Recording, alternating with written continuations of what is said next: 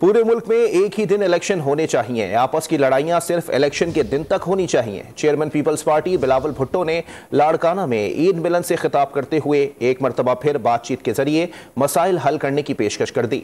Punjab assembly के पहले इंतखाबात को साजिशी अनासिर की सोच करार दे दिया।